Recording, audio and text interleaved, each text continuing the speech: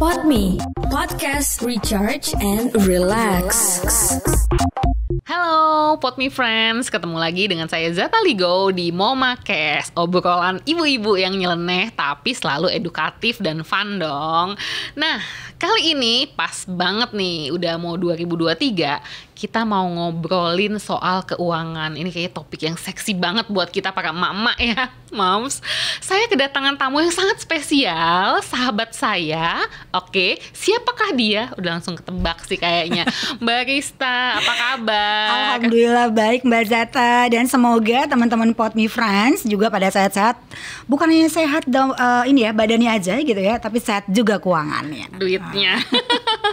Nah teman-teman, ini adalah Mbak Rista Zwestika CFP, seorang founder dan financial planner dari Finante.id. Ih, kata-katanya udah Finante, financial, kaitannya duit banget duit ya. banget ya. Apa kabar? Tadi aku udah tanya. Nah sekarang aku mau bukan hanya sekedar kabar Finante-nya gimana nih?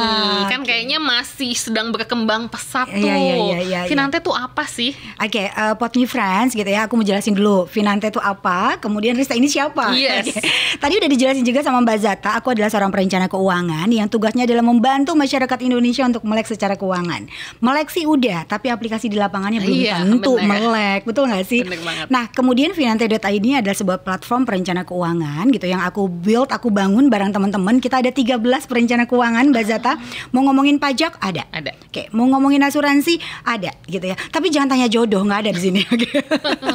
belum ya, belum ada gitu ya. Itu di sebelah aja. Nah, jadi kita tugasnya adalah membantu masyarakat Indonesia. Kita edukasi gitu ya untuk mereka melek secara keuangan, kemudian bisa konsultasi one on one atau secara personal, atau juga bisa didampingin gitu.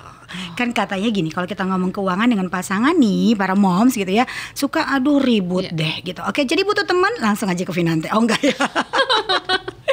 Gitu Mbak Zata. Nah itu kan Finante. Di belakang Finante ini ada sosok Rista. Saya mau bilang sebenarnya pengen bilang dia influencer keuangan kalau menurut aku ya, karena memang ada banyak sekali informasi tentang keuangan, tentang finansial kayaknya yang disampaikan sama Mbak Rista kena banget dan menginfluence diriku. Dan pastinya banyak moms yang sudah dengerin atau tahu Mbak Rista juga pasti merasa terinfluence ya atau terpengaruh. Nah Mbak Rista sebagai seorang ibu juga nih, sama kayak kita para moms ya, ibu 2 anak.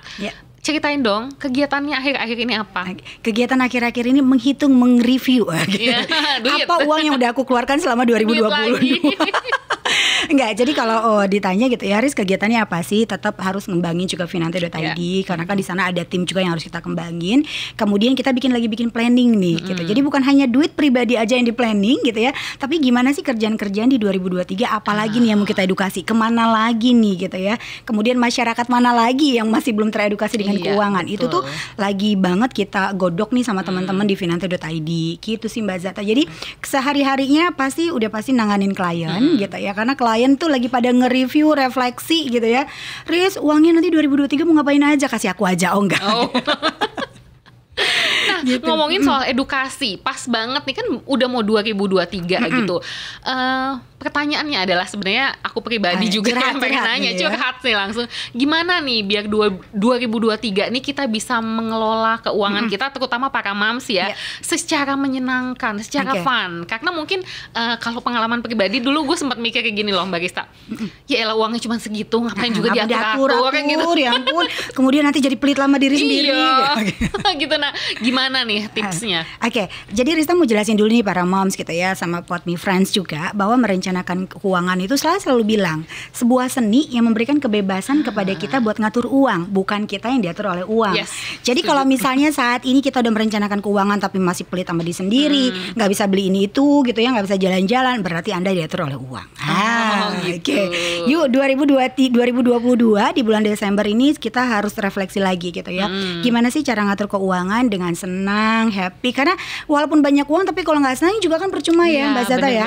Bener nggak sih? Oke. Kuncinya gimana Riz? Yuk coba kita tenangin dulu buat para moms yang sudah berkeluarga pastinya gitu ya. Duduk bareng sama pasangan. Coba dari hati ke hati lihat waktu dan tepat gitu ya. Jangan baru pulang kantor udah ngomongin ini uang nih 2023 mesti gimana nih, nanti kurang lagi. Udah pasti pintu ditutup gitu. Ya, coba duduk bareng, cari waktu yang tepat gitu ya. Kalau bisa catatan-catatan 12 bulan terakhir kemarin tuh Mbak Zata ya gitu ya.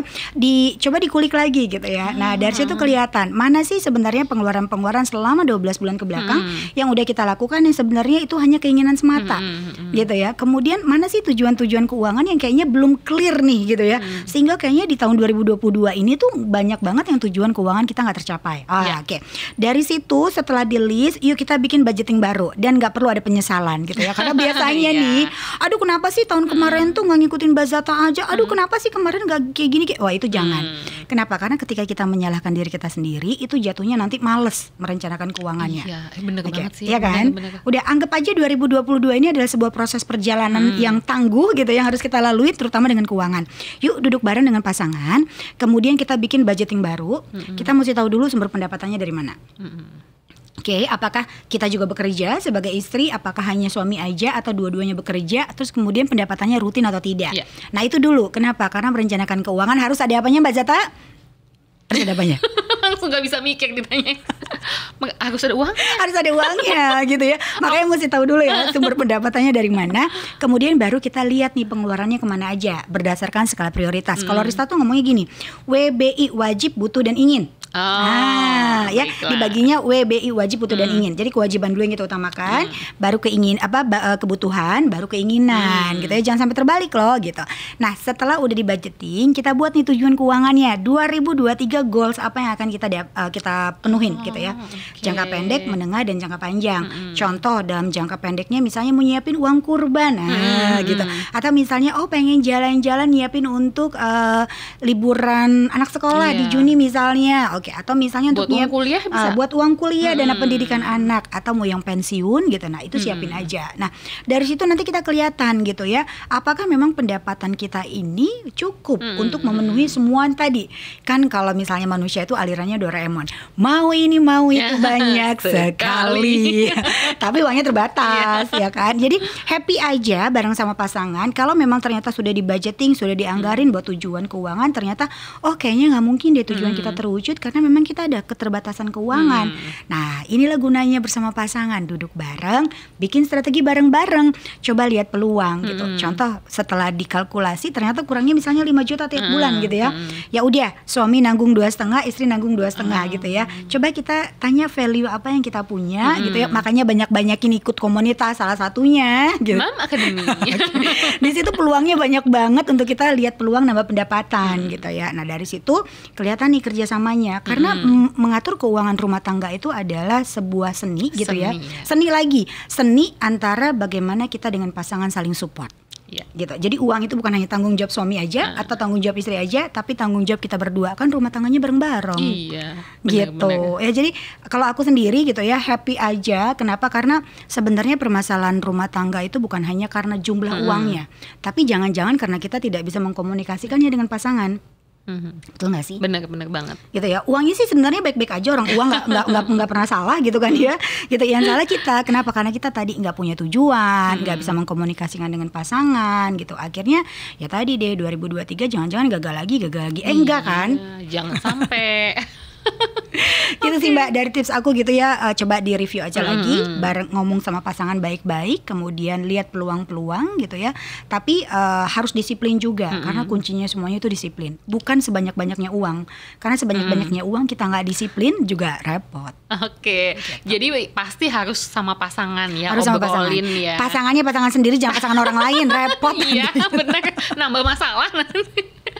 Oke, omongin sama pasangan gitu. Tapi gini, banyak juga kan yang masalahnya, aduh kalau pasanganku diajak ngomongin soal duit nggak mau ya gitu. Apakah kita harus mikir sendiri gitu atau misalnya cari bantuan orang lain atau gimana sebaiknya? Nah kalau misalnya kita punya pasangan gini, kayaknya males deh ngomongin keuangan sama dia tuh nggak pernah ketemu, nggak pernah nyambung misalnya. Gitu. Mungkin bisa jadi waktunya nggak tepat ya. Mungkin bisa jadi suami atau pasangan kita sudah mempasrahkan dengan kita, artinya percaya dengan kita.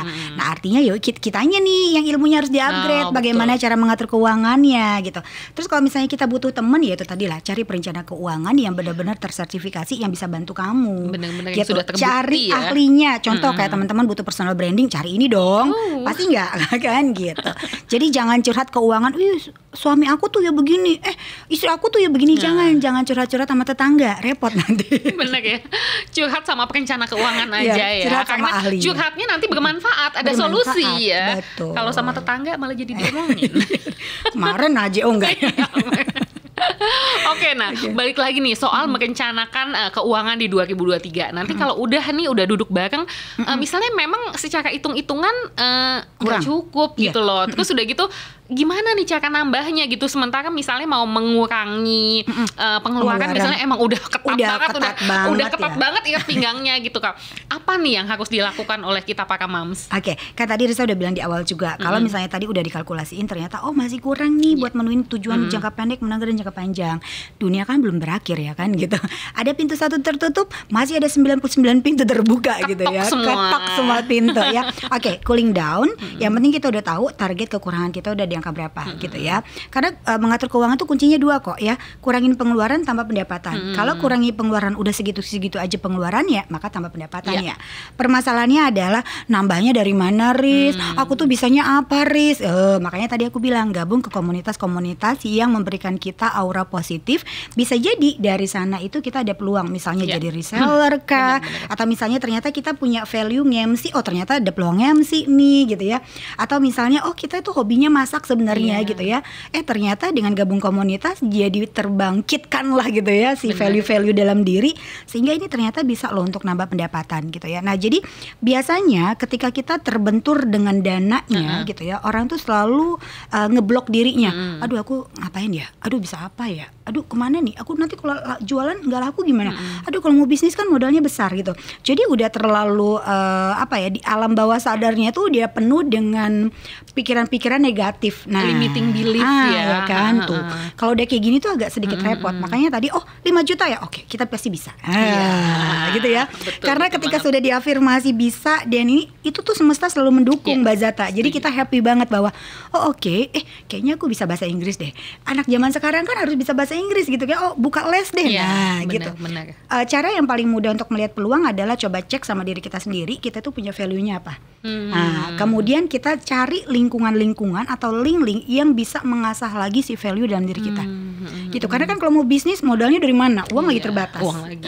Gitu ya. Jadi manfaatkan apa yang ada dalam diri dan lihat lingkungannya. Wow, jadi tadi mau ngomong upgrade duit dulu ya gitu ya, biar gimana caranya duitnya ini. Tapi malah jadi ke diri sendiri ya, karena jadi bisa melihat peluang sebenarnya ya. Betul, karena gini juga sih Mbak Jata, rezeki itu selalu datang di waktu yang tepat, sama orang yang tepat, dengan jalan yang tepat gitu ya. Jadi kalau misalnya gini, kok aku dibayarnya 5 juta aja ya, mungkin value dalam diri kamu tuh hanya di angka itu gitu. Coba di upgrade lagi value-nya, introspeksi dulu ya, diri gitu ya. Jangan, aduh aku kok dibayar segini sih, jangan gitu. Bisa jadi gitu ya, karena memang Tuhan melihat ya kantong kamu tuh ada di situ gitu, makanya naikin value-nya sehingga nanti kantongnya jadi lebih besar. Tapi kalau kantongnya udah besar, jangan lupa diatur. Bener banget. Gitu. Wow, ini kita ngomongin keuangan udah kayak sesi motivasi ya gitu. Karena ngomongin uang tuh kalau nggak ada motivasinya repot gitu ya. Nanti jadi kaum rebahan lagi. Aduh, jangan sampai deh Mams ya.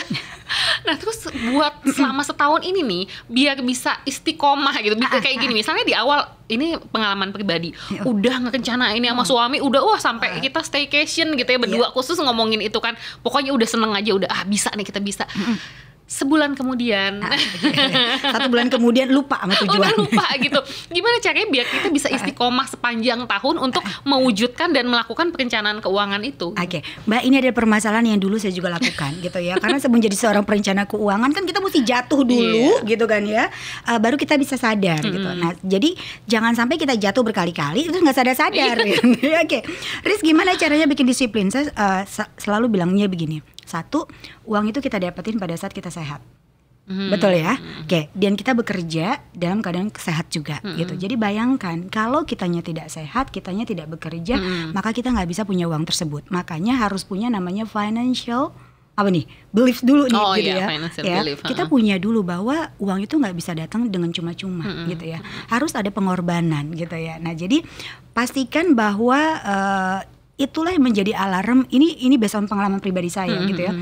Pengalaman pribadi saya ini yang menjadikan bahwa ini adalah alarm bahwa saya nggak bisa dapetin duit kalau saya tidak bergerak.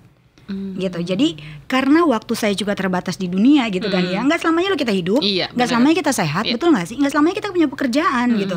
Nah itu dulu yang menjadi belief buat saya, sehingga saya harus mau nggak mau uang saya harus dikelola, karena kalau bukan saya yang kelola uang, saya yang dikelola sama uang. Gitu. Dengarnya jadi ikut deg-degan ngomongin tadi soal kesehatan, soal apa, iya kadang-kadang kita suka lupa, mikirnya sehat terus gitu ya. Mikirnya sehat terus, tiba-tiba sakit. Kalau kita sakit nggak bisa dapat duit. Iya, benar, betul nggak? Kemudian ada keluarga yang mesti kita hidupin dan lain. Oke. Jadi mikirnya jangan hanya mikirin bulan ini aja. Bulan ini aja udah hidup, udah alhamdulillah. Belum tentu bulan depan. Itu sih Mbak. Jadi harus ada financial self awareness bahwa kita dapetin duit itu nggak mudah, membarter waktu, tenaga, emosi, bahkan kita juga harus meninggalkan keluarga gitu ya. Kemudian kita juga harus mau dapetin duit itu berkorban, jangan-jangan me time kita juga terganggu gitu kan ya.